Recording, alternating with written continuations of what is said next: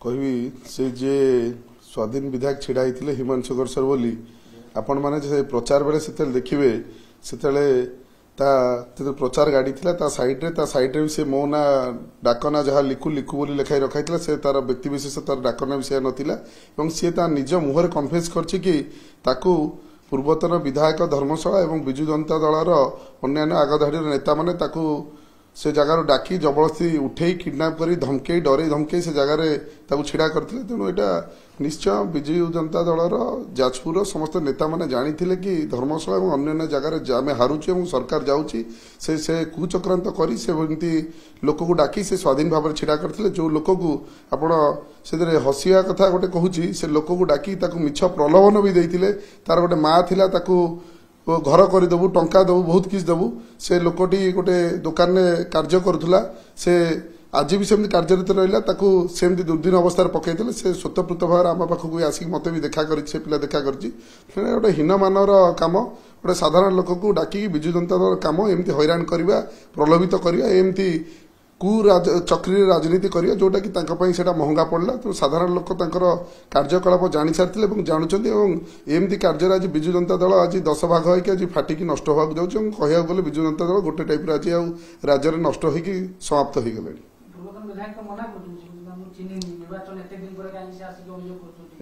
तो कार्य सब बिले आखि बुझी बुझी क्षीर पीब किए देखिपारे सेमती कार्य तेणु जिते विक्टिम जे निजे कन्फेस कर सी मन कार्य कौन रोचे एटा सारा ओडिशा जानी सारा जाजपुर जानी धर्मशाला समस्त जानते से लोक निजे जो कन्फेस कर किसी उत्तर ना तो सी एवं विकला होगी ताटिया कामुड़ कारण आगामी दिन में जो देखुं स्वतःपूत भाव में आबाल वृद्धा बनिता छोट छुआटू नहीं बुढ़ा पर्यंत जड़े लोक विजु जनता दलर घर आसरा छाड़ी आस्था प्रकट नक आसी भारतीय जनता पार्टी स्वच्छ सरकार मोहन माझी सरकार धर्मशाला जाजपुर बहुत मात्रा जोग दौरान 10 तारिख दिन मुझे कहि विजु जनता दलर गड़ सफा हो धर्मशाला यह धीरे धीरे जाजपुर व्यापी सारा ओडिशा रे सफा हबार लगी तेणु निश्चय कष्ट तो हो दुख हो तेणु दुख कष्ट को आम समवेदना दौचु तेणु से जो लोकटी जहाँ कन्फेस कर निज कन्फेस तो सत्य कौन तो मिछ कहना आपण मैंने निश्चय मुझे कहि कैमेरा बूम नियंतु से लोक पाखर भी पाखर भी सत्यता नियंतु नहीं कि आपको परिप्रकाश करूँ विजु जनता दलर कौन कुचक्री चली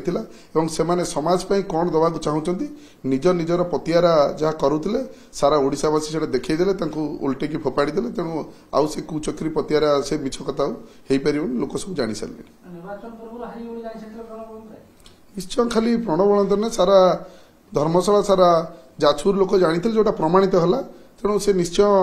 भयभीत न होते एमती कैंडिडेट दबा आमर 300 लोक फल्स केस दबा जेल पुरेबा घर न बाहर करदबा भोटिंग ईवीएम बॉक्स चोरी करवा ये सब कार्य कहीं करुँचे मुझे स्वच्छ हिसाब से जितबार अच्छी मिछुटार पैसा बांटा लोक बाड़ेवा ये सब कार्य कहीं करुँचे मुझे लोक कार्य कर 24 वर्ष तो मत लोक घरे आसिक आराम डाक भोट देवे तेणु सारा ओडिशावासी प्रमाणित करदे कौन सन्देह नहीं कौन प्रश्न नहीं यहाँ समस्त जानिले और सारा ओडिशा रे लोक जिनस को देखिले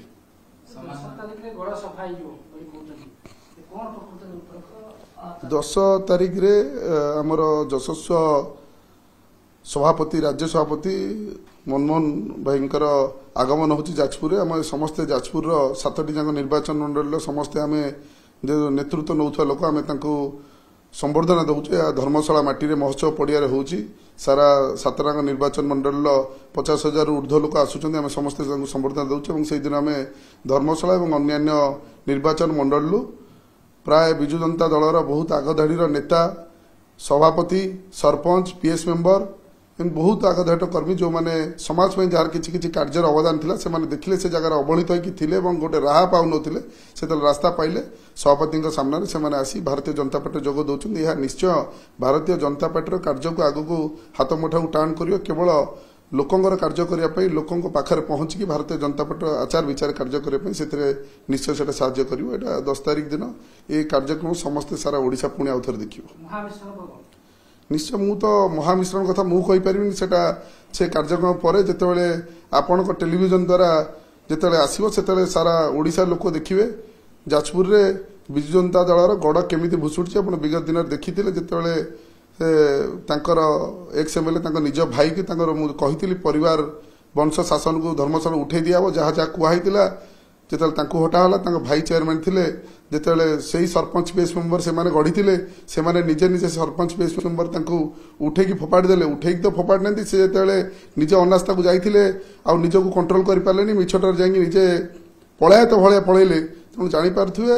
ନେତୃତ୍ୱ ନେଉଥିବା ଲୋକଟି ଯେତେବେଳେ ଗୋଟେ ପଞ୍ଚାୟତର ବାଇ ଇଲେକ୍ସନ ଟାଇପ୍ର କାର୍ଯ୍ୟ ହେଉଛି ଯେତେବେଳେ ନିଜେ ଲଢ଼ି ପାରୁନି ପଳାୟନ ହେଇଯାଉଛି ତେଣୁ ତାଙ୍କର ନେତୃତ୍ୱ କେଉଁ ଦୃଢ଼ ଅଛି ଏବଂ ସେ ଲୋକଙ୍କ ପାଖରେ ତାଙ୍କ କର୍ମୀ ପାଖରେ କେଉଁ ହିସାବରେ ଛିଡ଼ା ହେଇଛନ୍ତି ସେଇଟା ଆପଣମାନେ ନିଜେ ଜାଣିପାରୁଥିବେ ସାରା ଧର୍ମଶାଳା ଯାଜପୁର ଓଡ଼ିଶାବାସୀ ସେ ନ୍ୟୁଜ୍ ଦେଖିଲେ ସମସ୍ତେ ଜାଣିଛନ୍ତି ତେଣୁ ଜଣେ ନେତା ଯେତେବେଳେ ନିଜ କର୍ମୀକି ରଖିପାରୁନି ପଳାୟତ ହେଇଯାଉଛି ତେଣୁ ସେ ନେତୃତ୍ୱ ମୋତେ ଲାଗୁଛି କୌଣସି ନା କୌଣସି ଜାଗାରେ ଆଉ ନାହିଁ ମିଛୁଟାରେ କେବଳ ସେଠି କେବଳ ସେ ରାହାଜାନୀ ବେପାର ପାଇଁ ଥିଲା ଯେତେବେଳେ ରାହାଜାନୀ ବେପାର ବନ୍ଦ ହେଇଯାଉଛି ତେଣୁ ସିଏ ବି ନିଜେ ମୋତେ ଲାଗୁଛି ଆ ଭିତରେ କୌଣସି ଜାଗା ଛାଡ଼ି ପଳେଇଯିବେ